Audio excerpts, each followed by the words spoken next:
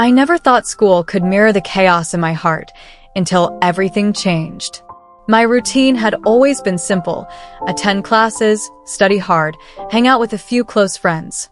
Life was predictable, uneventful. That is, until Emma. From the moment our eyes met, everything shifted. She was like an unexpected ray of sunlight on a cloudy morning. Emma wasn't just the most popular girl in school. She was a phenomenon. Long, wavy hair. A smile that could disarm even the coldest heart. She walked through the halls like she owned them, always surrounded by people who adored her. Among them was Jake, star athlete, her boyfriend, and the other half of what everyone called the perfect couple. And me, I was Sarah, the quiet girl in the back row, the nerd, the one more comfortable with books than with people. Everything changed the day our science teacher paired us up for a major project. When I heard her name next to mine, my heart skipped a beat. Soon, Emma was sitting beside me in the library, smiling like we were old friends. That smile made the world blur around us. I was a bundle of nerves, struggling to speak, but she was unexpectedly kind. "So, Sarah, do you like science?" she asked, her eyes bright with curiosity. "Yeah," I said, trying to sound composed. "It's one of my favorites." As we worked together, I discovered sides of Emma the rest of the school never saw. She was funny, sharp, thoughtful. She had a way of looking at the world that made everything seem new. One afternoon, while discussing chemical reactions, she turned to me and asked, "Have you ever felt like you don't belong?" The question caught me off guard. Before I could respond, she sighed. "Sometimes I feel like I'm pretending all the time to make Jake happy, to keep up appearances. None of it feels real." I didn't know what to say. So I just reached out and held her hand for a second, barely a touch, but enough to make my skin tingle. That's when I realized my feelings for her went beyond admiration. But reality was cruel.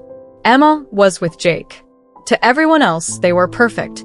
I tried to stay away, but my heart kept pulling me back. Then came the senior class party. I didn't want to go, but my friends insisted.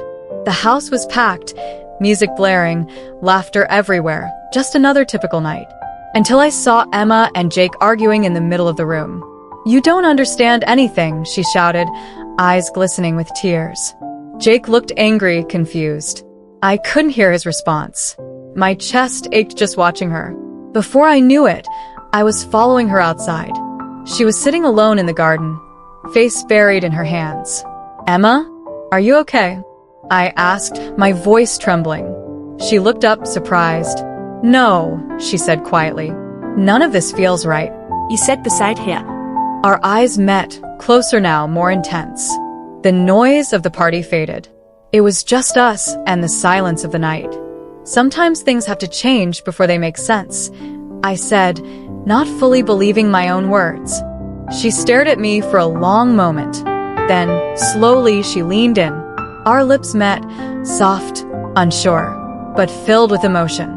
When we pulled apart, she looked away, conflicted. "This can't happen, Sarah," she whispered. "I have a boyfriend, a reputation. I can't throw it all away for something I don't even understand." "But you felt it, didn't you?" I asked. "I don't know what I felt, and that terrifies me," she said, her hands shaking. "I can't risk everything for something uncertain."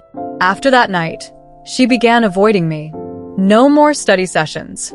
No more library whispers. Every time our eyes met in the hallway, she turned away as if trying to erase everything. I felt torn, respect her space, or fight for what we had. Weeks passed. I tried to move on, tried to convince myself it was just a fleeting moment. But during a school event, something changed. Emma was giving a speech as the third-year representative. She spoke about courage, about being true to yourself. And then, her eyes met mine just for a moment. But in that moment, I saw it. The spark was still there. After the event, she found me alone in a hallway. Before I could speak, she hugged me tight, as if she never wanted to let go. "I tried, Sarah," she whispered. "I tried to forget, but I can't. Deep down, I think I always knew it was you." My heart pounded. I looked into her eyes, searching for hesitation, but all I saw was truth. I know it won't be easy,